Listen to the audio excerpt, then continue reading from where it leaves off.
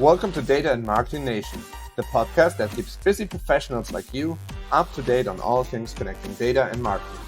My name is Dimitri Visnadi, and I'll be talking with experts to help uncover innovations, ideas, and insights. So let's go!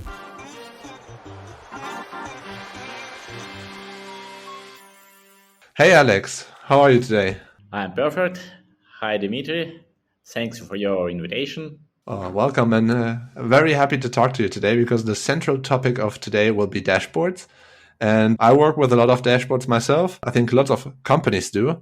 But maybe before we start talking about dashboards, maybe you can give us a little background about yourself. Yes. So, as you said, I'm big fan of dashboards, and I'm developing dashboards for the last 13 years. And I'm a founder of agency Institute of Business Intelligence, which provides data analytics services, corporate integrations, and also I work as a trainer. I teach my students how to develop dashboards, but not actually how to press buttons in any dashboarding software, but how to design them, how to define metrics, and make them brilliant. Great. That's what I'm doing. And you said you have a lot of experience in that. But first of all, in your words, what is a dashboard? What's the value of a dashboard? Dashboard is a single screen with key business metrics and visualized details, which provides you ability to drill down and get details, get explanations, so why it happened, and the key point to make data-driven decisions. And that's a significant difference between just a beautiful charts and data-driven dashboard with actionable metrics. And what's the process of starting a dashboard? I mean, I think probably most of the viewers know about, let's say, basic dashboards, and they probably are already working with it. But how do you build, let's say, a good dashboard? Oh, I can talk about this hours and hours. So if I will speak too long, so stop me. And really, there are several tracks of development process. And the first, what we see is data visualization. And this skill is not so hard. It's pretty easy to learn how to design charts, how to build these charts, and it's a basic skill like visual vocabulary, how to define chart type, how to set up data labels, fit the colors, and others. But the main, not actually knowledge, but main skill, how to make your client happy, how to design such dashboard which really will be useful for your boss, for your customer, if you work as an employee or as a contractor. And really, it takes more time to gain this skill and to teach this skill, because it requires a piece of watchfulness, and you need to design 100 dashboards to really understand what will be demanded. And asking your question that the process starts from business requirements, not from designing, not from drawing. The first, it's an interview of your customer. And do you have any specific, let's say, questions that you usually ask for those interviews? How do I basically get the right business requirements out of those interviews? Yes, so I have some questions, but I have a simple main question. Why do you need a dashboard? What decision will you make looking at this beautiful screen? And actually, some customers don't like this question. They prefer to watch to any visual and say, no, you were wrong. I need another indicator. Go and redesign it. And that's a pain of data analysts, because customers don't specify their requirements. they may accept technical statement, all the described details, but when they will look at the dashboard, they will change their opinion. And I accepted this approach, and I understand that I will never finalize my project from the first attempt, and it will take minimum 3 iterations. And that's why I don't pay a lot attention to design at the first stage, because I will redesign it. And I have found this balance. It's not brilliant for the first time, but it looks good enough. And for the first iteration, it's better to design it good enough, and it will be not so, and you will not regret when you will start again from the scratch. That's why I work over brilliant dashboard at the final stage, when all the changes are applied, and my customer said, yes, that's actually what I want to see. This screen fits to my expectations, to my decisions, and my real data. So the first step, as you said, is business requirements. And it's good to ask good questions, why they use it, and again, what type of decision they want to make it. Now you have this answer. What's the next step? Next step, I start to draw. I start drawing, and I start from not from working with Tableau or Power BI. I start from a sheet of paper, and sometimes sheet of paper, sometimes my tablet, and I draw this sketch and at this stage I define types of charts, I define number of indicators, and the best practice for this step is to use the rule of 3 levels. The first level, you put all the totals, all the indicators in terms of Tableau, it's factoids. In terms of Microsoft Power BI, it's cards, KPI card, and the maximum number is 6. Minimum is about 3-4 key indicators, and the common mistake is when analysts put 10, 12 indicators. But if you have too many indicators, they looks overloaded, and you can't define which is key indicators, because your perceptions, your conscious can perceive maximum 7 objects, and it's a common through. So the first level with key indicators, second level with visuals, line graphs, bar charts, and other details, and level number 3 is the details. Usually it's a table, and table which you may scroll down, use pop-up windows, but we go from up to bottom, key indicators, details. For example, I look at my single value, my revenue is 1 million, and I look to my products, I see which product is driver of my revenue, or which sales department. So I don't look at the whole list of sales persons. I look at top 5, or maybe not top 5, but bottom 5. I need to see the worst to fix this problem.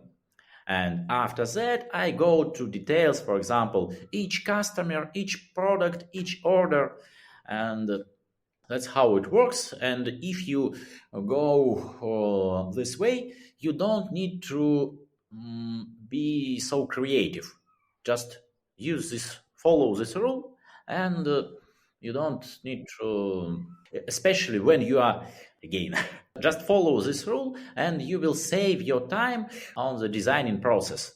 Okay. What I think is especially interesting is that you mentioned that you start off basically using just a pen and paper and to draw the dashboard out. And I'm pretty sure 99% of the analysts or people in general that build dashboards, they just connect some data source and they just build it right away on the canvas, basically. And they don't take this initial step of writing it down on paper. So how come you figured out over so many years that this is actually a step that helps you a lot? during the process? Yes, it's a barrier for many analysts, and it works like a good attitude. And yes, they used to connect to data sets, build these tables, and when they get 10 tables, 10 charts, they they can't get a simple, clear dashboard. And teaching them, I move them to design, redesign, and finally, when you start from pen, you you spend less time for redesigning. And of course, when you spend 3, 4, 5 hours to build your prototype, it's hard to start again and spend 3 hours more.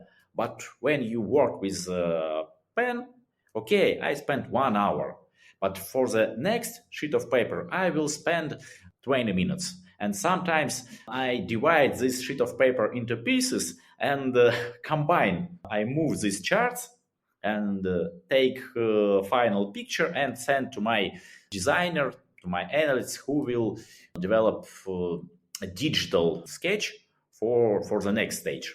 Interesting. I think that's really cool, especially as you mentioned, like you take out small pieces like a puzzle basically, and you can move it Yes, yes. on top. And then at the end, you still take a simple picture, and the whole process takes you a fraction of the time than someone that tries to figure it out on the spot how things should look like.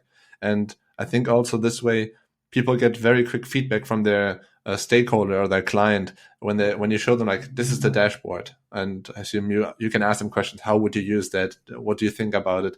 And again, it's a very, let's say, quick way of getting, let's say. Yes, and some of my clients, some of stakeholders inside my clients, they accept this paper sketch. They say, spend my time and my money to develop beautiful images for this acceptation. No, it's enough to send him this picture. He will also print it and draw above and send it back. But some customers require for official image. And in this case, I send my paper picture to my designer, which will prepare digital sketch. Usually, some of them use Figma, some of them use just PowerPoint or Keynote, and we take simple data and build these charts, build tables. As I said, it takes about 3 hours to prepare this digital sketch, this digital image, and send to our client, which want to accept a beautiful picture.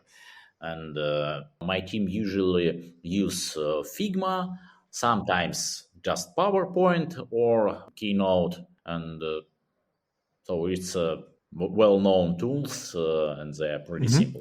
And that's basically concludes the stage of kind of, let's say, creating this first, let's say, visual design.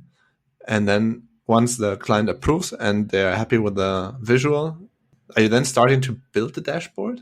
Yes, and the most interesting things and problems starts at this stage.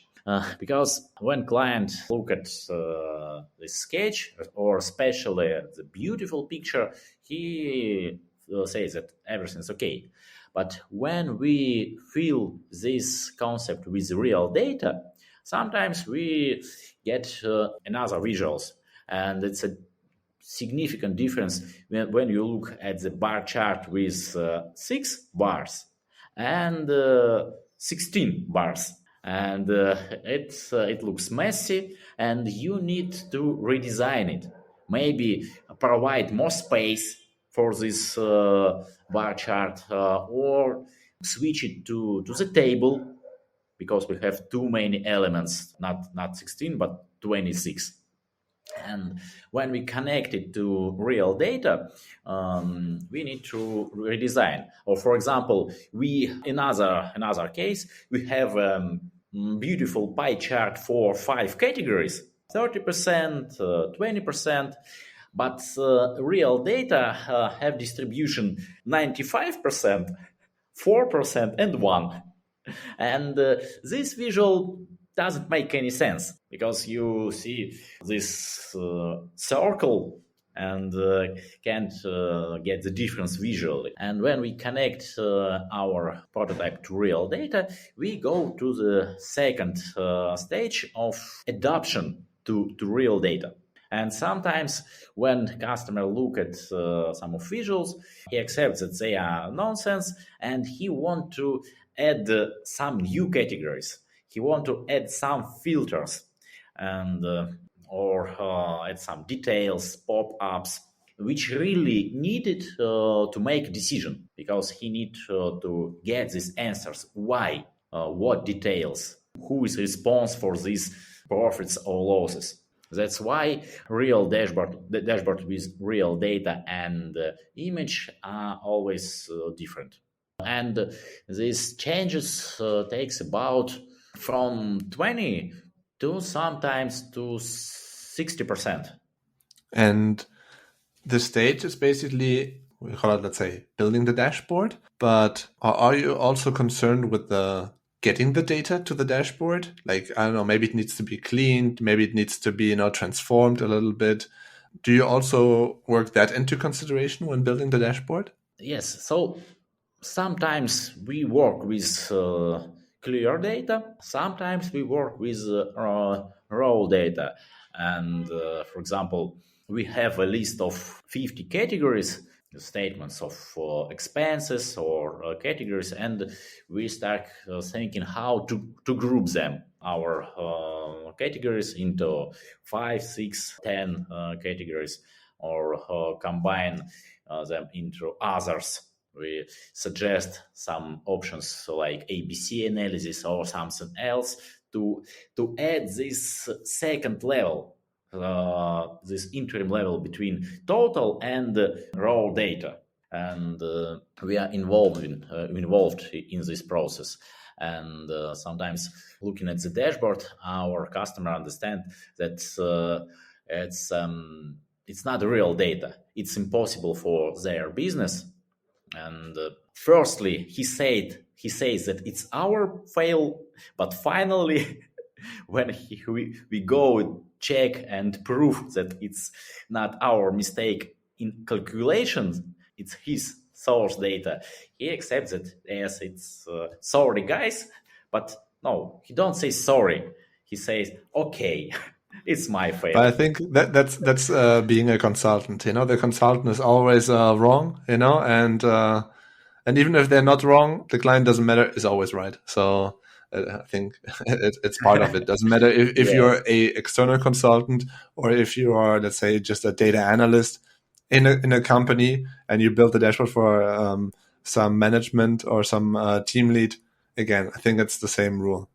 Analysts at the end are always, let's say, I don't want to say on the bottom of the food chain, but I think it's part of being an analyst to kind of accepting this. That's my pain, that a good analyst brings bad news. I like this one. And then basically now you have the dashboard almost done, or it's basically done, and it's time to show it to the customer again, right? Right. And we show it to our customer during all the stages, like agile process. So if we don't show it to our boss, our stakeholder, we have someone like project manager who is in communication with us.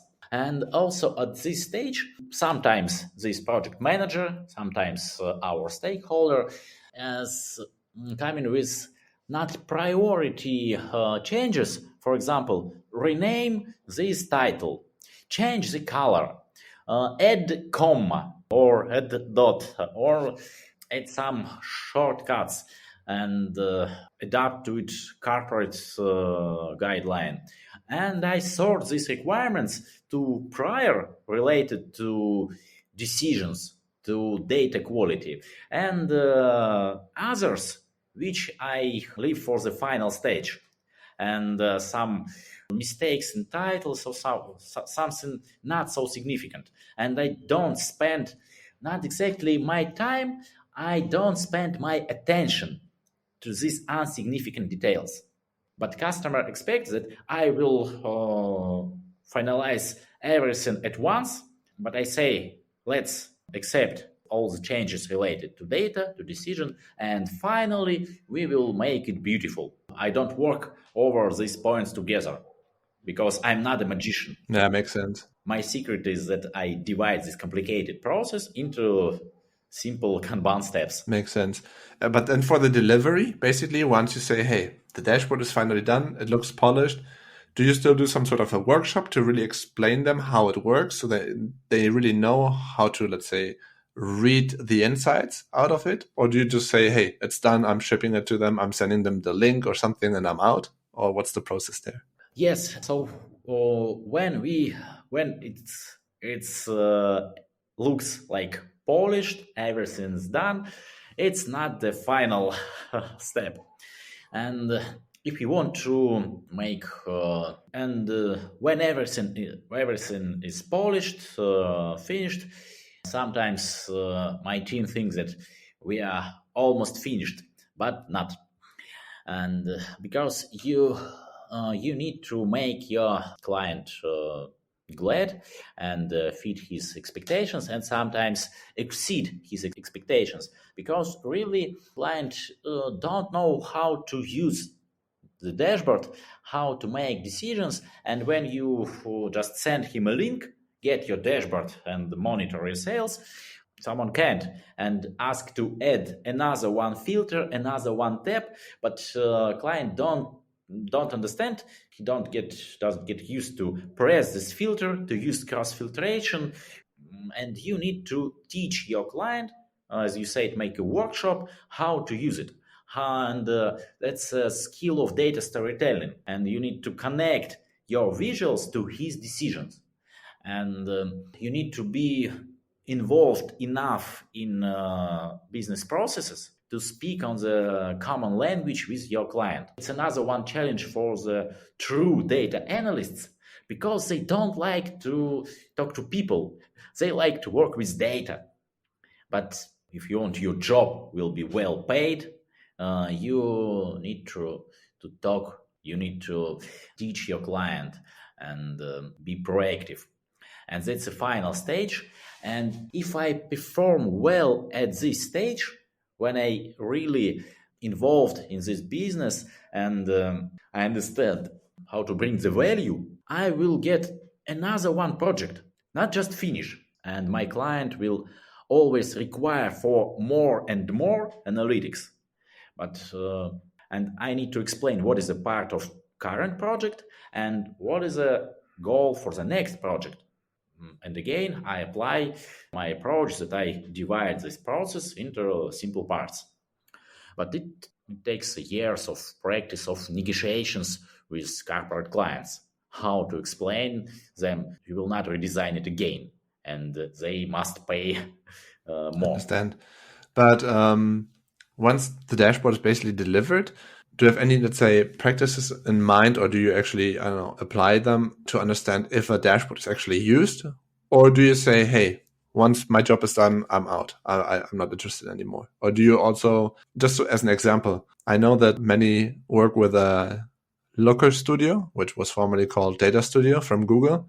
And there is this functionality to add Google Analytics on top of it. So you can actually see how are people using the dashboard, how often are they accessing it. And other tools like Tableau and so on, they keep logs on how often the dashboard is being used and so on. So you can actually have an internal, like a company could have an internal dashboard that monitors dashboard usage and identifies if a dashboard is actually used or not. Is that something that you also consider?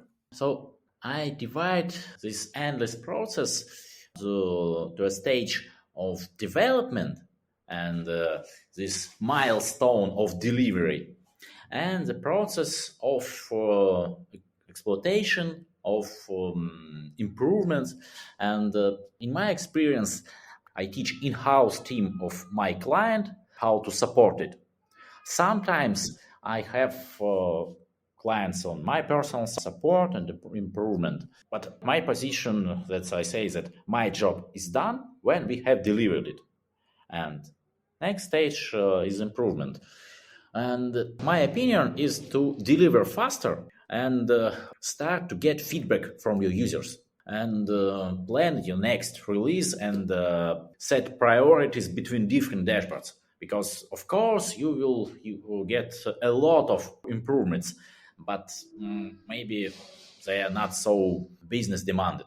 And again, I filter some improvements to rename title, to change colors, or something else, or add details. But I again ask again, why? Why do you need these details? What decision will be based on these details? And if I don't get the answer, I understand that there's no reason to spend my time, to spend customers' money for these improvements. To summarize all of this together, I think, because I think there are many learnings now in this conversation. And one thing that I really enjoyed or liked is that you're, let's say, you're a consultant. So you go to companies and basically you sell your services to them. And many of our audience might be also analysts that work within a company.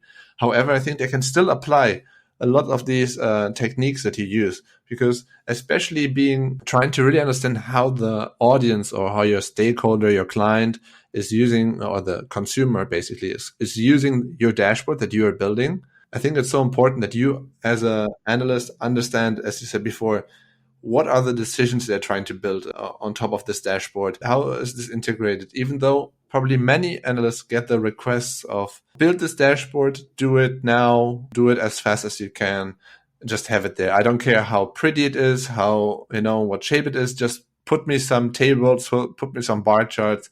And then once the analyst does all of that without, let's say, questioning what you're doing, you're questioning your client, not to make them feel bad, but to make sure that you deliver something that they need. And I think many in-house analysts don't do that part. They just command, or they just obey to the command that they received. They just deliver it. And what happens at the end? The stakeholder comes back and wants changes. Same what happens to you. But again, as a business, you cannot afford to have a client that comes to you and says, no, it needs to be done, because this way a dashboard will be an unfinished product. And so let's say in-house analysts have to work they have to make sure that they define the stage where their dashboard is basically a finished product. And once the stakeholder wants improvements or something, that's basically a new project. It's a new stage, and it needs to be redefined again, because otherwise I think lots of analysts burn out or data scientists, they don't want to be used just for dashboard creation, So I think being strict on that, applying basically the guidelines, this framework that you presented here, I think it's pretty useful, even though it might cost at the beginning because you will hit resistance. I think that's basically what I've concluded so far from our conversation. Yes, so you're right. And maybe someone will be disappointed because I told nothing about data visualization secrets. I told about product approach. I told about business approach. These are secrets. Going back now, after, let's say, concluding this framework, let's talk quickly about technology. Is there any dashboard technology, any tool that you say that you really like, or do you have, I don't know, specific use cases for different technologies such as, I don't know, Tableau, Power BI, Sisense, Data Studio? I mean, there are so many on the market. I have my favorite tool. It's Microsoft Power BI, but I don't claim that it's the best tool. So my personal background, that I'm man from business, from consulting, and I was familiar to Microsoft Excel. And that's why it was pretty easy to learn Power BI for me, because it works the same way. Pivot tables, Power Query, Power Pivot, whatever.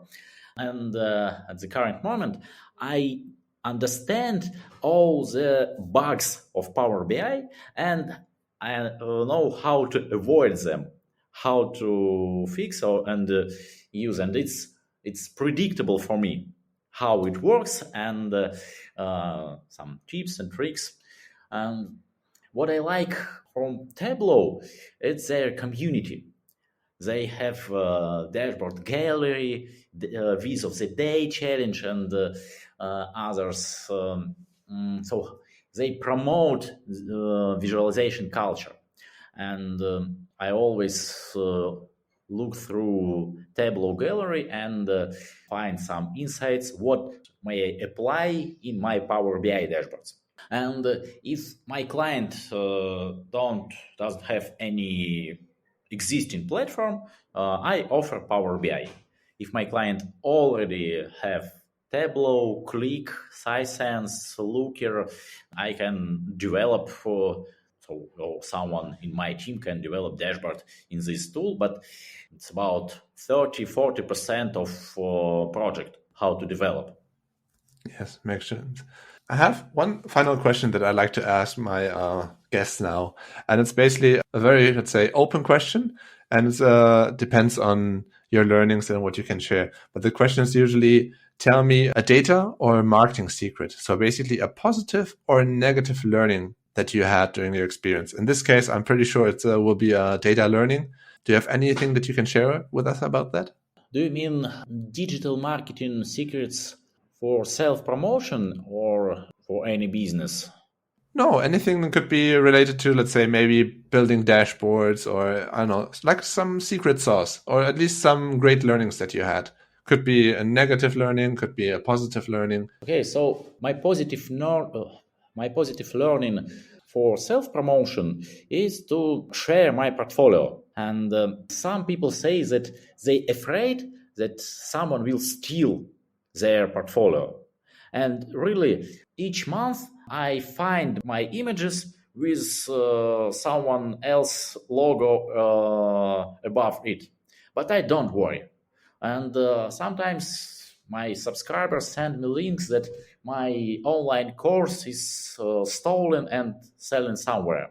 But I understand that it's not a reason for suing a lawyer job. I understand that it's another part of promotion. And real clients will come to me, not to those people who stole my work. So share your portfolio and don't try to publish your not so brilliant. And I understand, and sometimes when I review my portfolio from 3 years ago, 5 years ago, and I look at them and understand what a mess, it's ugly, but it still works and it still attracts clients. And don't compare yourself with me or other experts. Start your personal portfolio and really it works. And I have stories from my students or my ex-employees who came to the interview for new job and just demonstrated their cases and they inspired their employer. So my advice, the first simple advice, make your portfolio. Don't afraid, don't shy, just start doing. Great. Love it. Alex, we are getting to an end, but I really enjoyed the conversation. One final thing. Me too.